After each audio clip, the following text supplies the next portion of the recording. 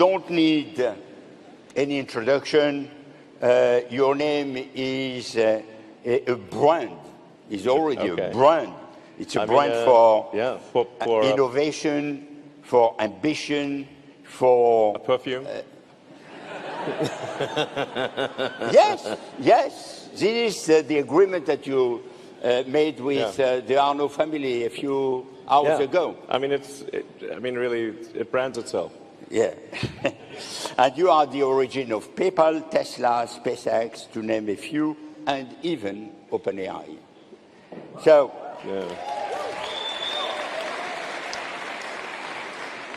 you love taking risks, and you are going always against the tide and the popular wisdom.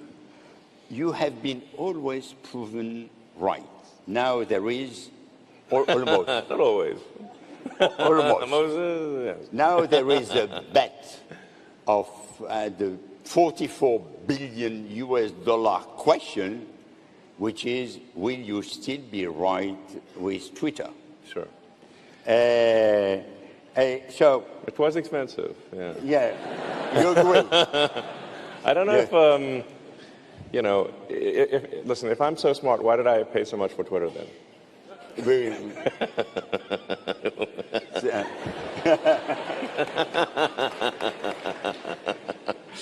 So, as I'm not a journalist, I'm not trying to get headlines and to have provocative response and to make a scoop. But nevertheless, if you wish to do that, it is authorized. Okay, great. So we are expecting that you will really make the show, because everyone comes here to see you, to listen to you, and to get some of the magic that you have. All right. Well, But, I'm honored that you all went to listen to what I have to say. It's great to see the crowd, and I don't know, you guys seem awesome. So. But you told me that you would like. You said that you would like to speak in French. Oh my goodness. Zut alors. Bonjour Paris. Bonjour Paris. So, there are some people who believe that you are a genius, and there are some who believe that you are evil. So, Look, I mean, you can be both. I mean, you could be an evil genius. That's not, you know. So you will tell us what you are, or you will let the people draw their own conclusion? I am definitely not evil. Tell me, what is the thing that you have ahead of your... Yes, if you look carefully, you can see an angel's halo on my head. And the wings, it's subtle, but... where are the wings? Yeah, they're difficult to see, but if you look carefully, you know, they're right there. Yeah, small wings. Yes. So, yeah, hopefully not evil. Aspirationally not evil. Yeah. Okay, so... That wasn't convincing. Elon, you have done a lot of operation. You have created a lot of companies. The most important question for everyone is, what the hell is driving you? Why are you so obsessed by new operation, new creation, new things to do? Yeah, crystal meth is the answer. If you think Red Bull gives you wings, so man, that quote's gonna probably sting. Yeah, just kidding for the record. Well, I think there's, the companies still have a lot to do for their core mission. For electric vehicles, sustainable energy, still less than 1% of the global fleet is electric. So you've got about 2 billion cars and trucks on the road, but still less than 20 million are electric at this point. So there's still a long way to go for sustainable energy, for sustainable energy generation. So this, the Tesla mission, I think we've made a lot of progress, but still it's a lot more ahead.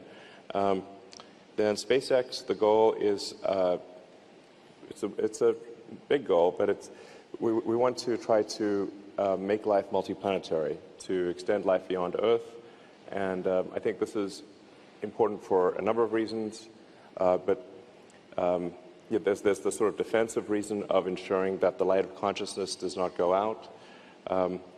And if I may, some of these questions, if I'm going on too long, you feel free to interrupt me. But No, you can. Okay. You can be long. Okay, so people do ask me, have I seen UFOs and aliens and that kind of thing, and I haven't, and I think I would have seen them by now.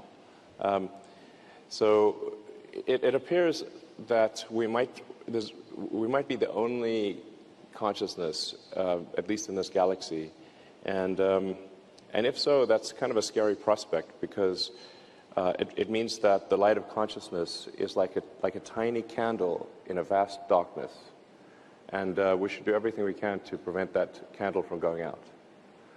So, yeah.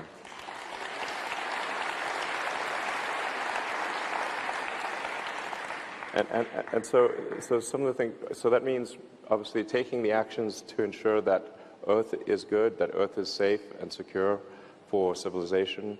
And I think it also means extending life beyond Earth to other planets in the solar system and ultimately to other star systems. And I think that's both a sort of defense of the light of consciousness and also I think a point of inspiration, because life cannot just be about solving one problem after another. We need things that inspire us. I mean, we need things that move our heart, and that when you wake up in the morning, you're excited to be alive. And being a spacefaring civilization and making true the things that we see in the good science fiction movies, this is one of the things that I think can inspire all of humanity. Just like when the astronauts went to the moon in '69, it was something that, I mean, they said for all mankind, and it really was something. You say to any human on Earth, what's like the most amazing thing that humanity has ever done? At least one of those things would be, we went to the moon, and so you want to have these inspiring things that make you excited to be alive and excited about the future. Yeah.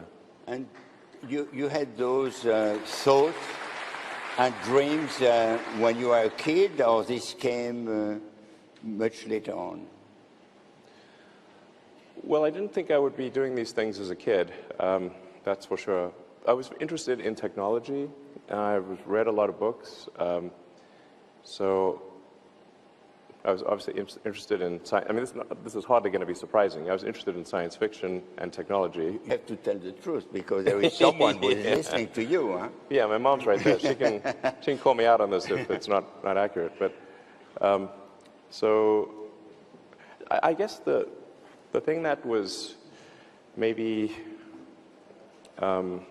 most significant from a philosophical standpoint was that when I was about maybe 12 or 13, I had somewhat of an existential crisis, where I was like, what is the meaning of life?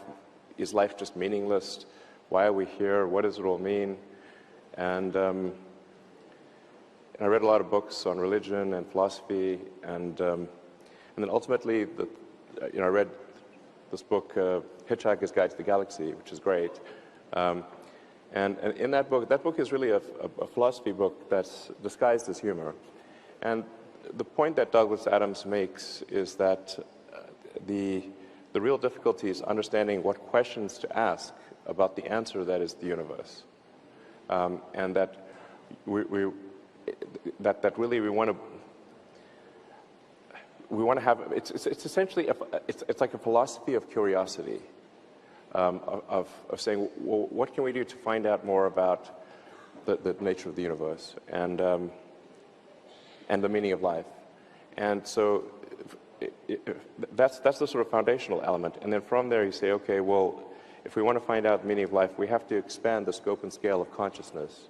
We have to go out there and explore the stars to know what questions to ask about the universe and understand the universe. And that's my core philosophy. And so from that, it was like, well, we have to make sure that Earth is good, so we have to have sustainable energy. We want to build technology to travel beyond Earth, and it's from that sort of core philosophy that these companies arise in most cases. You can say, how does Twitter help with that? So I would like to go back to Earth. Sure. And to the various enterprises that you contributed to create or co-created or created. Let's start with PayPal. Sure. A very impressive company. Do you regret to have sold it?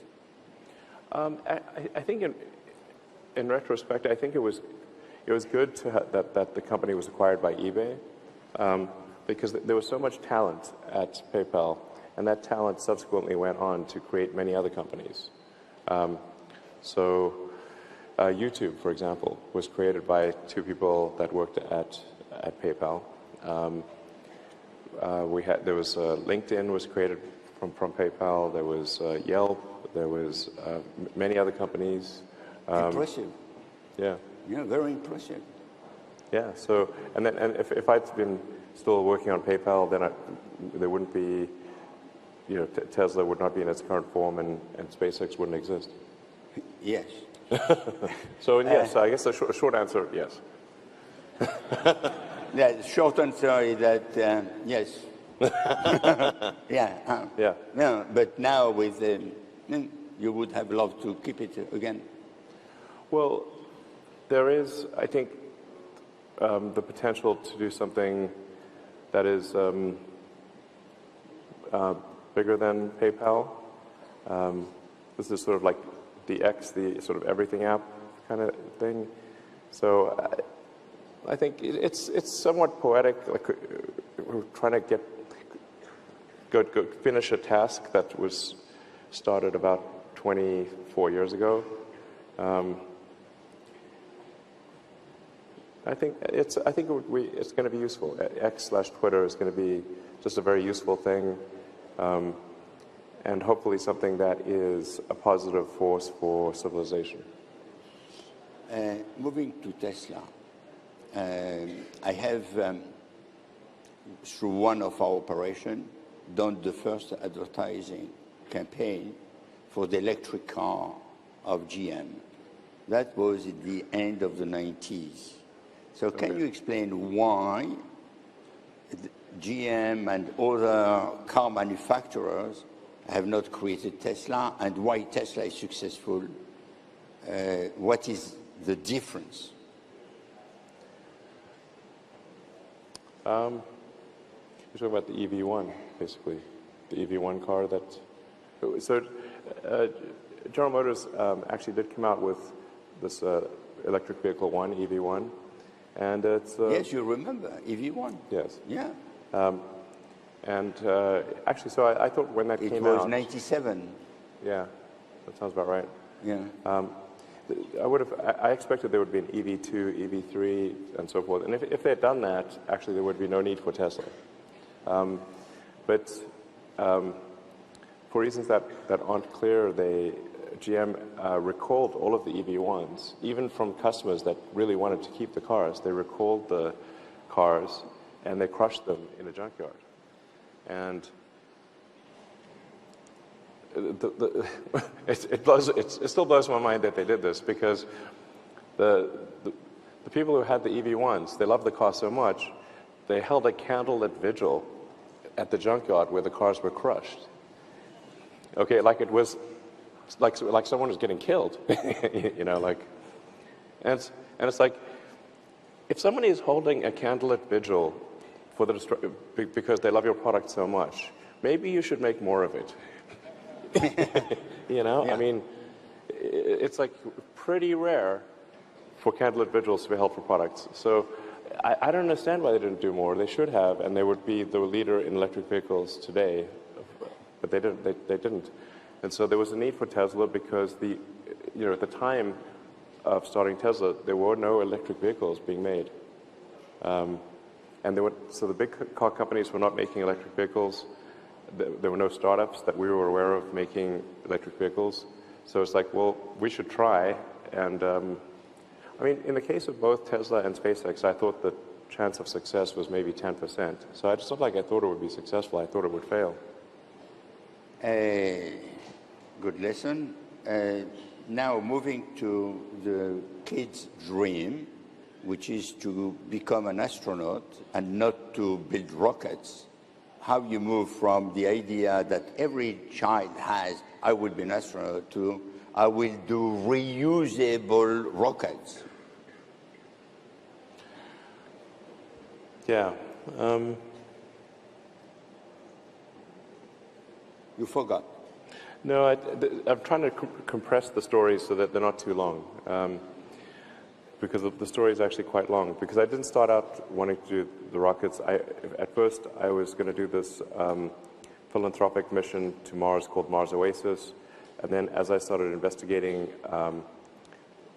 what it would take to launch this mission to Mars, just a little greenhouse, basically, it was intended to inspire the public. And I started understanding more about what rockets could be used. I actually went to Russia a few times to try to buy some of their nuclear missiles, minus the nuke. That's extra. So that was pretty wild, being in Russia in 2001, negotiating to buy 2 of their biggest missiles. But it became clear that unless there was something new with rockets, that was the fundamental issue. The cost of access to space was the fundamental issue. So it wasn't a question of trying to increase the public's desire. Public's desire for space and exploration is very high, but there needs to be a means. There needs to be a way, and there needs to be a radical improvement in the cost of access to orbit. So I was like, okay, well, I'm going to try starting a rocket company and see if it's successful. But like I said, I told people at the time, because the people would say to me, tell me this joke of like, what's the fast, what's the, how do you go from, sorry. Sorry, I'm getting a little hot under the collar here. I think a lot of people are. So they would say, what's the fastest way to make a small fortune in the rocket industry? And the punchline is, you start with a large one. So, it was tough going for a while. Our first 3 launches failed. Fortunately, the 4th one succeeded. If the 4th one had not succeeded, SpaceX would not exist. So it was a very close call. Fast forward, you created, or you co-created OpenAI. Yes. ChatGPT has been incredibly successful. It's the fastest growing ever story. And after having created OpenAI, suddenly you say, we should have a pause. Some people say, it's because he has not done it. Well, I mean, I didn't think anyone would actually agree to the pause, but I thought just for the record, I just want to say I think we should pause. I didn't think that Why do you want we should pause? Well, I think there's a real danger for digital superintelligence having negative consequences. And so if we are not careful with creating artificial general intelligence, we could have potentially a catastrophic outcome. So, now I think there's a range of possibilities. I think the most likely outcome is positive for AI, but that's not every possible outcome. So we need to minimize the probability that something will go wrong with digital superintelligence. Yes. So I'm in favor of AI regulation because I think advanced AI is a risk to the public, and anything that's a risk to the public, there needs to be some kind of referee. That referee is the regulator, and so I think that my strong recommendation is to have some regulation for AI. Some regulation for AI? Yes. Which is what you want also for Twitter? I'm not sure. Regulation, I guess. There's plenty of regulators. Sure. Okay. So speaking about Twitter, you have made a big bet on Twitter. You said it a few minutes ago that you paid too much. Yes. Yes. And you are now going on to Twitter 2.0 or 3.0. Which I understand it's a full-scale reinvention of the company. Yeah, we're evolving the company very rapidly. Yeah, the company is changing quite dramatically. There are a lot of controversy about Twitter. So I have, in fact, 3 very quick questions. The first one is, why have you decided to acquire it? The second is, what was wrong at Twitter to make you acting? And the last one is, not the last of the 3, because there are many other questions, is why do you believe that you will be successful? And you will be. Huh, well, thanks. I can't imagine that you will not be. Well, thanks. Well, obviously I was on Twitter as a major user, and even before the acquisition closed, my Twitter account was the most interacted with account in the world. So I guess I'm pretty closely attuned to what's going on with Twitter. You know, I get a feel for how is it shifting one way or the other. And generally I was concerned that Twitter was having a negative effect on civilization, that it was having a corrosive effect on civil society. And so that, you know, anything that undermines civilization, I think, is not good. And, you know, go back to my point of, like, we need to do everything possible to support civilization and move it in a positive direction. And I felt that that Twitter kept moving more and more in a negative direction. And my hope and aspiration was to change that and have it be a positive force for civilization. It is not perceived like this. Yeah. People are very happy to listen to that approach, but the perception is very different. Well, I think it depends on, I mean, I think if somebody is a regular Twitter user, I think most people would say that their experience has improved. We've gotten rid of 90% of the bots and the scams and the various bad things that were happening. We've gotten rid of, now at this point, I think 95% of the child exploitation material that was on Twitter, which was a shock to see, the amount of that. That was really terrible. Some of that had been going on for 10 years and no action. So I think we've done a lot of good in that respect. And then I think we've also done things like we have open sourced the algorithm, so we're trying to be as transparent as possible. So Twitter is the only social media company where you can see the actual code of the algorithm. So it's not like some secret black box. Yeah.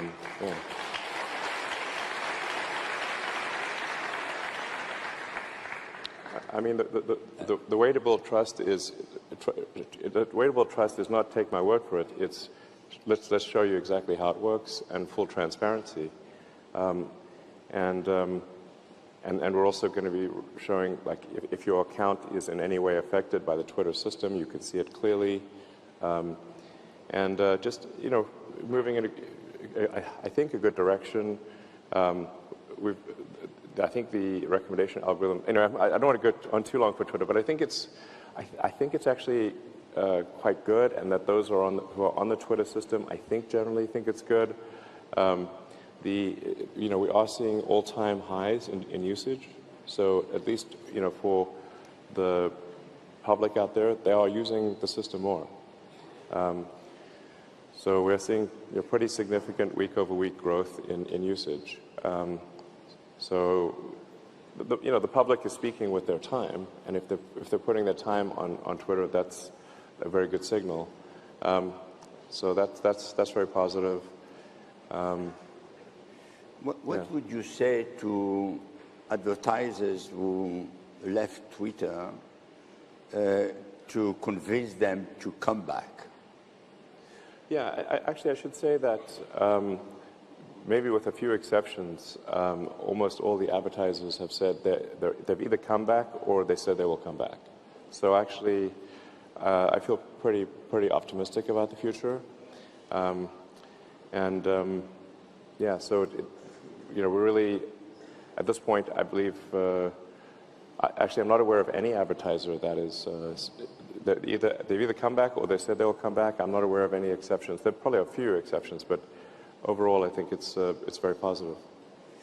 Good. So we will have now a broader conversation. We will ask Christelle Edeman from Orange, the CEO of Orange, to join us, as well as Antoine Arnaud from LVMH, and Asmita Dubey from L'Oréal. We have to move in order that they add chairs, so come here. It's okay. Now, while they are arranging, there is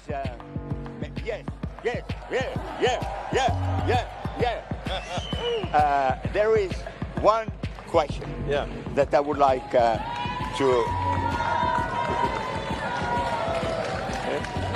take care. So finally, we are all together again. I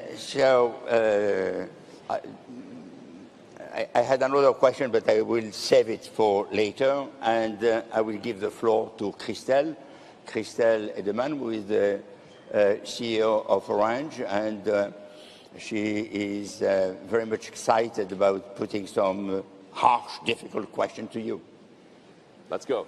I'm not sure that's so difficult. But so I like to talk about obviously social networks and Twitter. Twitter. I'm not sure if I heard what you just said with Maurice, but obviously social networks and Twitter has been a fantastic tool to develop free speech and open debates that maybe were not possible before that. Sure. Now, there's also another side of it, which is that there can be some disinformation, fake news, propagated. Fake news? What? That's crazy. Fake news, yes. Believe it or not. I don't believe it. You believe that? Wait, how do I know this is real? Now the question is, and actually I think there's a flip side indeed to social networks, and there's a code of conduct that the EU has proposed for disinformation. Okay. And recently Twitter just decided to walk away from it. So is this because Twitter doesn't respect the fact that information needs to be moderated, and actually you've been pretty vocal on content moderation. So just what are your thoughts on that? Well, I'm generally a fan of that we should have free speech as much as possible, as much as is allowed by the laws of any country. So, I think that, say, for France, we should allow things that are allowed by law, and if the people want the laws to be different, then pass a different law and we'll adhere to that law. But for Twitter to go beyond the law, that doesn't seem quite right to me. I think we want to allow the people to express themselves. And really, if you have to say, when does free speech matter? Free speech matters, and it's only relevant if people are allowed to say things that you don't like, because otherwise it's not free speech. And I would take that if somebody says something potentially offensive, but that's actually okay. Now we're not going to promote those offensive tweets, but But I think people should be able to say things, because the alternative is censorship, and frankly, I think if you go down the censorship route, it's only a matter of time before censorship is turned upon you. So that's why it's important. You know, in the U.S., you've got the First Amendment, Freedom of Speech Amendment, and you say, like, why did they do that? Why did they pass that amendment? It was because they were not able to say what they wanted to say in the countries that they came from, and they wanted to make sure that they could say what they wanted to say. So I believe in freedom for the people to say things, and that even if somebody said that it's actually in some ways a sign of health if people are able to, if someone you don't like is able to say something you don't like, rather than try to suppress that, you say, like, you know what, that's a good sign, because that means I can say things and that person will not like what I say, but I can still say it. And that's a really big deal.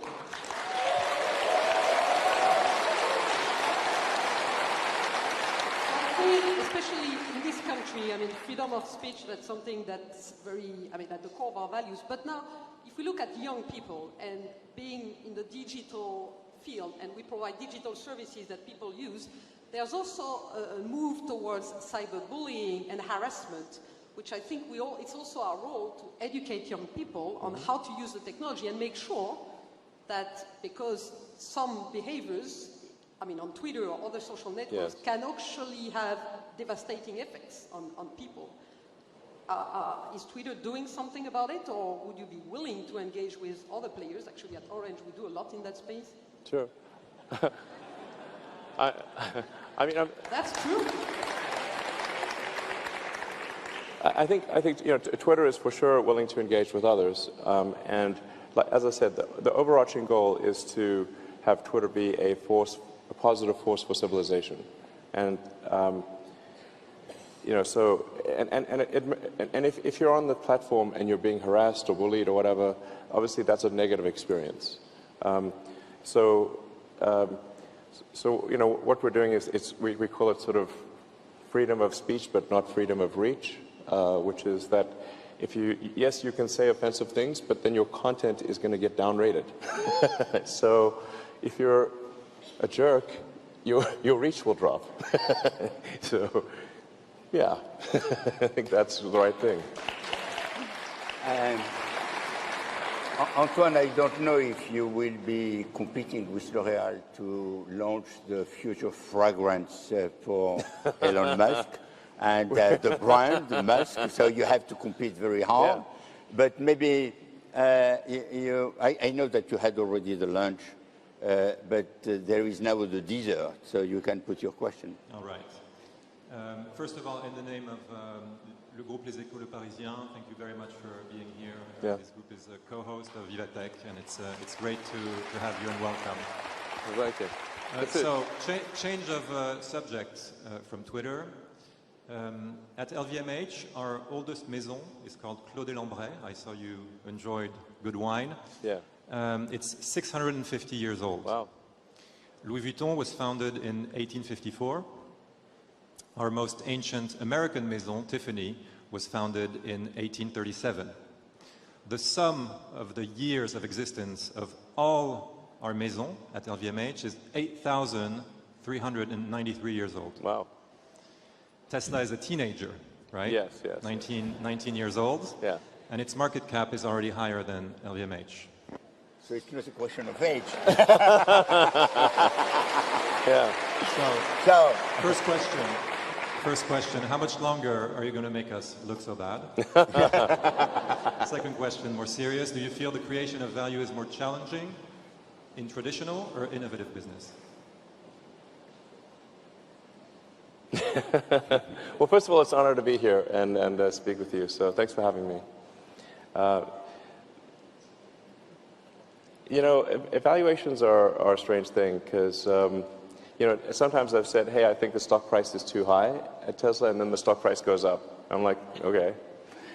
So if you tweet, is it going up or down? No, the crazy thing, I mean, when I've tweeted, I think the stock price is too high, almost always it goes up. So, I don't know. It's a strange thing. So I guess in the case of Tesla, if the value of the company is primarily on the basis of autonomy. So, in my opinion, because if you look at our total vehicle output, it's it'll be almost 2 million vehicles this year or something like that. But that's still only 2% of total vehicle production. So then why is our market cap so high? And it's because the potential for autonomy is that the value of autonomy is so high that even if you have a discounted percentage probability of autonomy happening, that is still incredibly valuable. So the average passenger car is used only about 10 hours a week, so an average of about 1.5 hours a day. But if you have an autonomous robotaxi, the utility might be 50 or 60 hours a week out of 168 hours. So now you've got a vehicle that costs the same but has 5 times the utility. So it's so gigantic a change that that's really, I think, the main driver of our value. Although I've said this before, I think we will solve autonomy soon. Did you expect that Tesla will be at this level of market cap? No, I did not expect Tesla would be at this level of market cap. Because it's just extraordinary. Unfair, by by the way. I mean, I don't set the price, so... Yeah, you don't set. Maybe just another quick question. I tried Midjourney the other day. Yeah, Midjourney's amazing. Right, and I asked the software to make a Louis Vuitton advertising campaign with only 2 words. So here it's a bad question for you, Maurice, right? If you want to put me out of a job... That was my question. Do you feel this advertising production industry is going to be threatened by AI? Be careful. Be careful. Not at all. It's totally safe. I mean, AI is definitely going to be a massive disruptive force. I mean, AI is probably the most disruptive technology ever. I mean, the crazy thing is that, you know, the advantage that humans have is that we're smarter than other creatures. Like, if we got into a fight with a gorilla, the gorilla would definitely win. But we're smart, so... But now, for the first time, there's going to be something that is smarter than the smartest human, like way smarter than the smartest human. And as you can see from Midjourney, the art that AI can create is incredible. It's so beautiful, and it does it, you know, within seconds. So we're at. I mean, I think, you know, there's that sort of saying, "May you live in interesting times," which I think is like. Not exactly a good thing sometimes, but would we actually live? I think we live in the most interesting of times.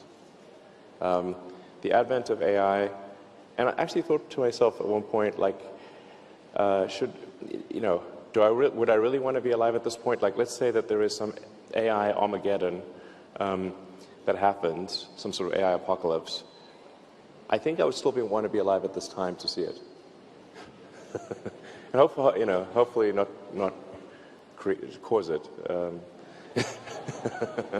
But it's just I think we live in an extremely interesting time, you know, because the things that you see AI being able to do now, it's going to do much more with each passing year. Cars will absolutely drive themselves better than any person could drive.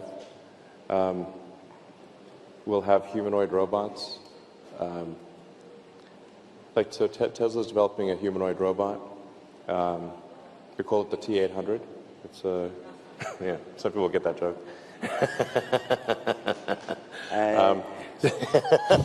It's the Terminator. So we can tweet that. Yeah.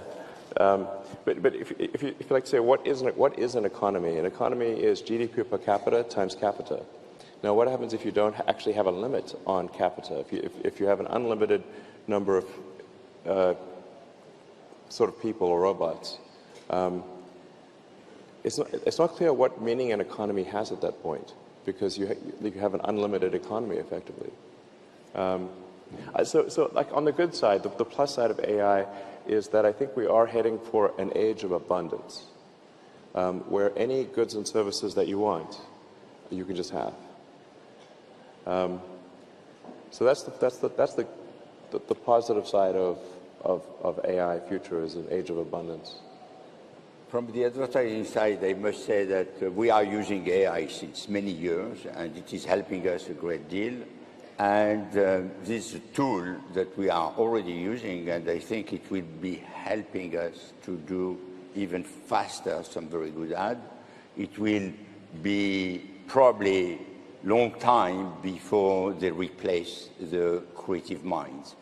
Asmita, maybe you have an opinion on that, and maybe you can. Asmita is the CDO of L'Oréal, and she knows a lot about digital, so maybe you can tell us a little bit about advertising and AI, and put your question to Elon. Yeah, so I'll pick up from advertising and from what you said before about Twitter. So now we know that Twitter is expensive, and we know that it aims to have free speech. The question I have is about winning the advertisers' trust to be a preferred social media platform in the current context where the expected revenue, in 2023 is lower than 2022. You have brought in new leadership, Linda. So I wanted to know that how time, the support, the freedom, because she's an advertising expert. So will she be able to manage the situation, and how? Yeah, I think Linda's great. So I think Linda's going to do amazing things for Twitter, and obviously understands where advertisers are coming from very deeply, understands the concerns that advertisers have, and I think will do a great job in addressing those concerns. A key part is, say like, if you're an advertiser, what content do you want to appear next to? And depending upon what advertiser, the sensitivity of the brand, if you're, for example, say Disney, and you're advertising a children's movie, then you want to have, all ages content, And by the way, Disney is one of our biggest advertisers. So, it's really just making sure that the content adjacency matches what a brand is comfortable with. And then there's some cases where the content is like, there's not going to be any advertising because nobody wants to advertise next to it. And that's going to be some of the more controversial stuff. Yeah. I have a follow-up on that, because we were talking about content. You have just made the announcement that there will be ad revenue sharing for creators. Yes. Yeah, and that has a condition. It will be done when they are verified blue-tick creators, and the advertising is to verified blue-tick users. Yes. Now, if with that, how does that impact your focus on subscription revenues? Because to be blue-tick, there's a subscription versus advertising revenues focus. Yeah. So a big part of, like, when you say, like, say how many impressions does something get, you say, like, well, were those impressions real or not real? Was it a computer just running 100,000 fake accounts? Because that obviously doesn't count, because the computer's not going to buy anything. So that's why our focus is on verified users, because we are admittedly conflating verification and subscription at Twitter. So you could say, like, verified subscriber or something like that. It's not possible to game that. So it's real, it's solid, and it's not a computer. So that's why that's why we're focused on that. Is to ensure the authenticity of the views, and that it really real people are seeing what's going on. I mean, the sheer amount of bot and scam and spam activity in social media is insane. And we're talking about AI. It's very obvious that, especially with today's AI, the computers can pass every, like, are you a human test. In fact, I think they can pass are you a human test better than a human. Sort of, you say, like, identify a traffic light or something like that. Okay, let me tell you, Tesla can identify a traffic light. So if we're, but even like open source AI stuff right now can pass all of the human tests. So you have to have something that there's better authentication than that. Yeah. Thank Yeah. I think that confidence and trust is something which we lose fast and that we regain slowly. I have no doubt, personally, that Twitter will gain back the trust, provided that you do the right thing, and I'm sure that you will do the right thing. So this is something which is probably just a hiccup in the time, but you need to do the right thing, and I'm sure that you will do it. I have two small questions. One which is regarding Ukraine. You have helped enormously Ukraine at the beginning with Starlinks. And I think we owe you a lot because without access to internet and without access to communication, the war would have been finished. What is your take on that experience? Yeah, that was I mean, that whole situation is very complex. No kidding. Yeah, it's really, really complex. As you point out, Starlink did play a pivotal role because Russia had actually taken out all of the satellite communications and all of the ground communications except for Starlink. It was the only one that was still operating. And even today, it is still the only one that is effective at the front lines. And Starlink today is the backbone of the Ukrainian military communications. So, you know, I thought it was important to help out.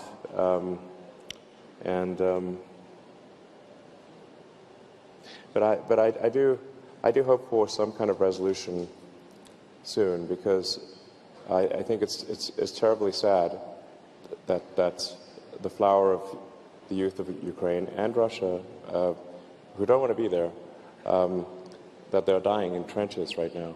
And I sure hope we can figure out some means to peace soon.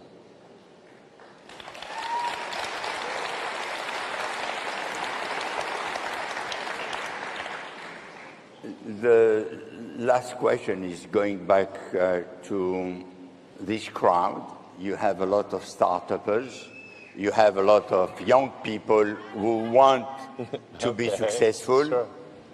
What are the 2 or 3 pieces of advice that you would give them? Well, you have a question over there? Yes. Do we have a microphone? Because Elon has accepted to take questions from the floor. Sure. Charlotte?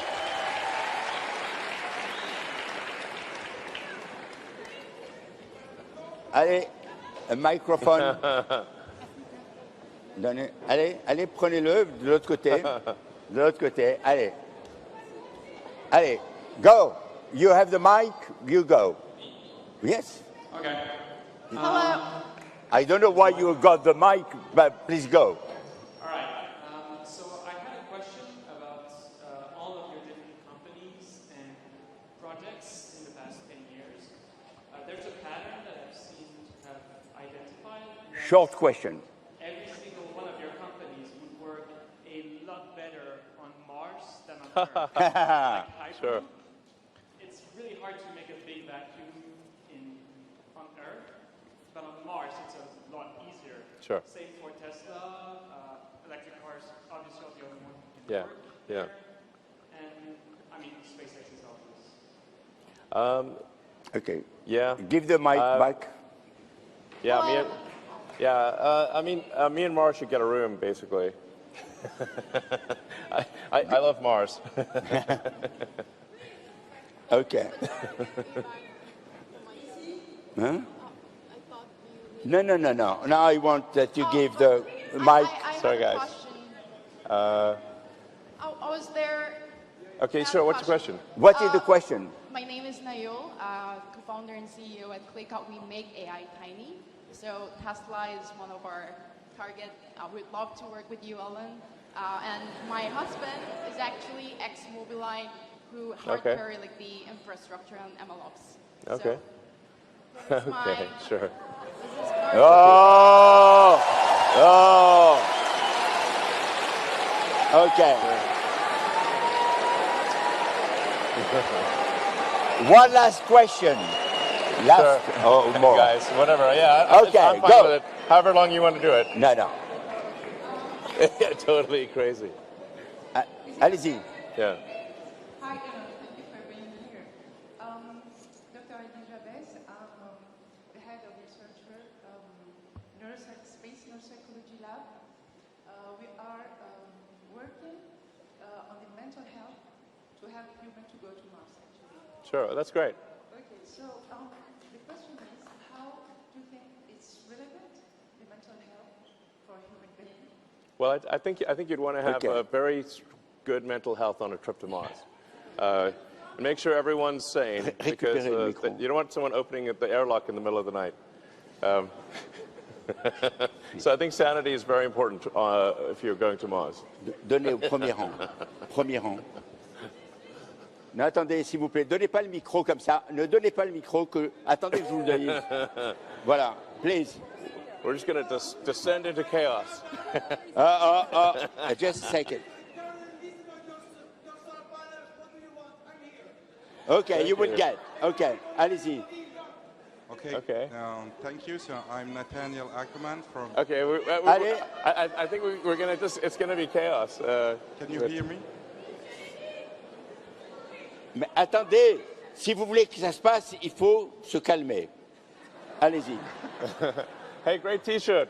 Allez-y. Okay. So Allez-y. you talked about the European regulation, Elon, and you know that there have been many amendments due to LLM deployment. Do you think how can we integrate the use and actual use of this LLM in a non-controlled way in the current discussion? Can you on the make it short? legislation? Thank you. Récupérez le Like micro. you're asking about Là-bas. safe LLM use? Okay, just a second. No, please. He will answer the question. Was it about safety in LLMs, or? Sorry, I didn't hear the whole question. It's like safe application of LLMs, or what is it? The regulation at the European level was conceived when we did not talk about LLMs. So what would you integrate in the current negotiation at the European level to integrate the LLM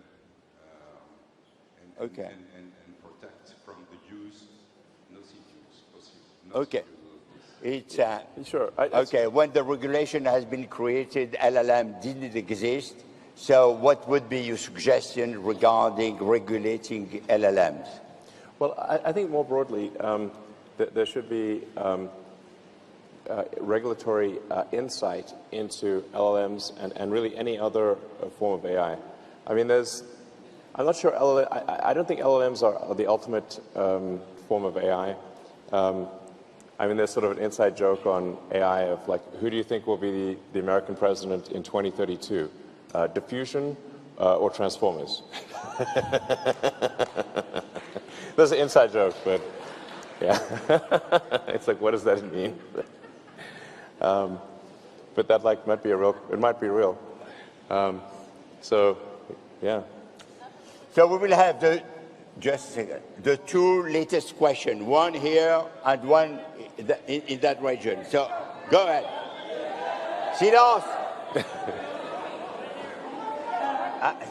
Vous voulez ou pas? I mean, no, if we don't listen to the question, we will not be able to continue. Well, okay, thank you. I'm journalist for Forbes, and we have every year we have a palmarès which is 13 under 30.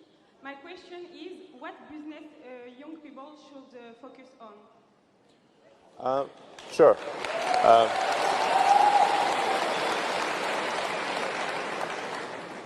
Well, I think generally, I think it's important to focus on something. Attendez. So go ahead. Sorry. I think you want to focus on something that you are personally passionate about, that you personally care about. It's very hard to be motivated for a product that you don't really feel strongly about. And it doesn't have to be high tech. It could be in any field. It's got to be a product that you feel is really needs to be there, and something that you personally love. And I would listen to your instincts on do you love this product or service? Because it's kind of impossible to know what do other people love. But if you love it, that's a good sign. And that could be small to large, any field. It doesn't have to be high tech. But if you don't really love the product that you're making, if you can't, like a good test would be that you can't wait for this product to be on the market. And if that's the case, you're going in the right direction. Great. No. The last question. We have. Wow. We have a French. Non, je vais pas pouvoir en parler. We have a French saying, which is la vérité sort de la bouche des enfants. Il y en a un ici. Non, le gamin, oui. No, you. No, the kid. Ah non, c'est pas vous, c'est le gamin. En français. Okay. Qui pose ses questions en français. Tu poses tes questions en français, on traduira.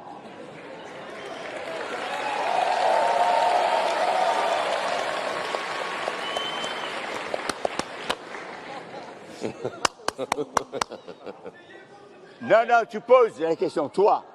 N'aie pas peur.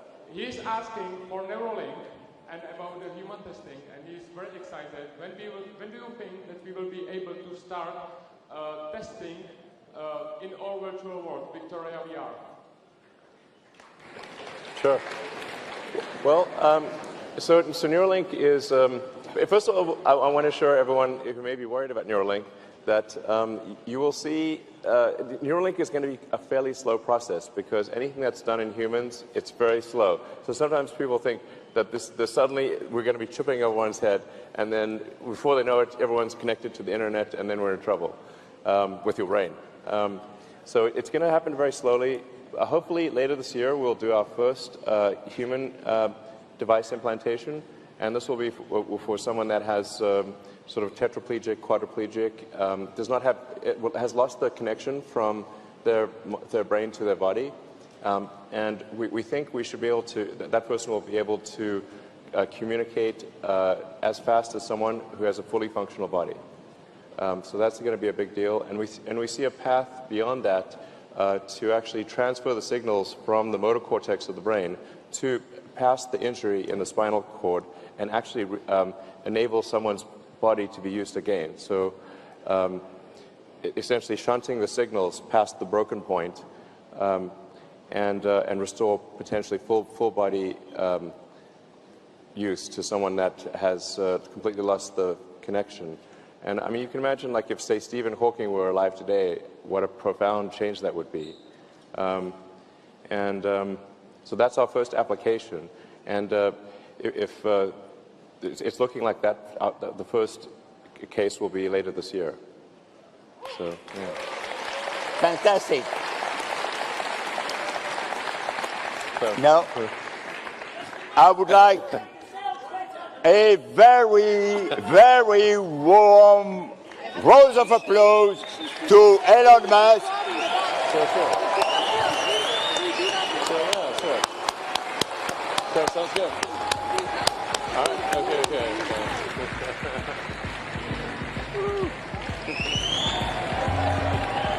All right. No. Thanks, guys.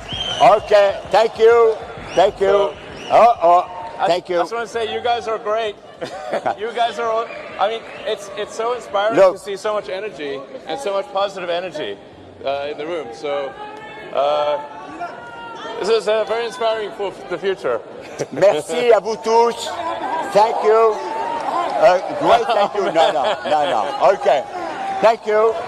We move behind. Guys, if I go down there, it's going to be crazy.